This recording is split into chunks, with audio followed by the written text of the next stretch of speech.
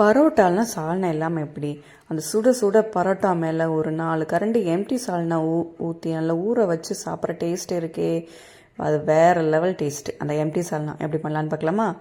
குயிக்காக பண்ணுற மாதிரி ஒரு மிக்ஸி ஜாரில் கொஞ்சம் துருவின தேங்காய், ஒரு தக்காளி, அதுக்கப்புறமா ஒரு பட்டை, ஏலக்காய், அதுக்கப்புறமா கிராம்பு, அதுக்கப்புறமா ஒரு டீஸ்பூன் கசகசா, பெருஞ்சீரகம், அதுக்கப்புறமா மிளகு, அதுக்கப்புறமா ஜீரகம், அதுக்கப்புறமா கேஷ்யூ நட் எல்லாத்தையும் போட்டு கொஞ்சமாக தண்ணி ஊற்றி நல்லா ஃபைன் பேஸ்ட்டாக எடுத்து மாற்றி வச்சுக்கோங்க. அதுக்கப்புறமா ஒரு குக்கரில் 2 டீஸ்பூன் கடலெண்ணெய், ஸ்டார் அனீஸ், கல்பாசி, பிரியாணி இலை எல்லாத்தையும் போட்டு ஒரு பெரிய வெங்காயம், 2 பச்சை மிளகா, கொஞ்சம் புதினா, கொஞ்சம் மல்லி இலை எல்லாத்தையும் போட்டு நல்லா வதக்கிக்கோங்க. வதக்கினதுக்கப்புறமா இஞ்சி பூண்டு பேஸ்ட் 1 டீஸ்பூன், ஒரு தக்காளி குட்டி குட்டியாக கட் பண்ணது எல்லாத்தையும் போட்டு திருப்பி நல்லா பச்சை வாசனை போகிற வர நல்லா வதக்கிட்டு கொஞ்சமாக மல்லித்தூள், மிளகாத்தூள், அதுக்கப்புறமா மஞ்சத்தூள் எல்லாத்தையும் போட்டு அரைச்சி இந்த பேஸ்ட்டும் போட்டு இந்த சால்னாக்கு தேவையான அளவுக்கு உப்பும் போட்டு நல்லா ஒரு மீடியம் ஃப்ளேமில் வச்சு அந்த பச்சை வாசனை போகிற 2 நிமிஷம் நல்லா வதக்கிக்கலாம். ஓகேவா? இந்த மாதிரி நல்லா வதக்கினதும் சால்னாக்கு தேவையான அளவுக்கு தண்ணி, அந்த ஜார்லேயே கொஞ்சம் தண்ணி மிக்ஸ் பண்ணி தண்ணி ஊற்றி குக்கர் மூடி விசில் வச்சு 2 விசில் வச்சு எடுத்தோம்னா சிம்பிளாக பண்ணக்கூடிய எம்டி சால்னா ரெடி.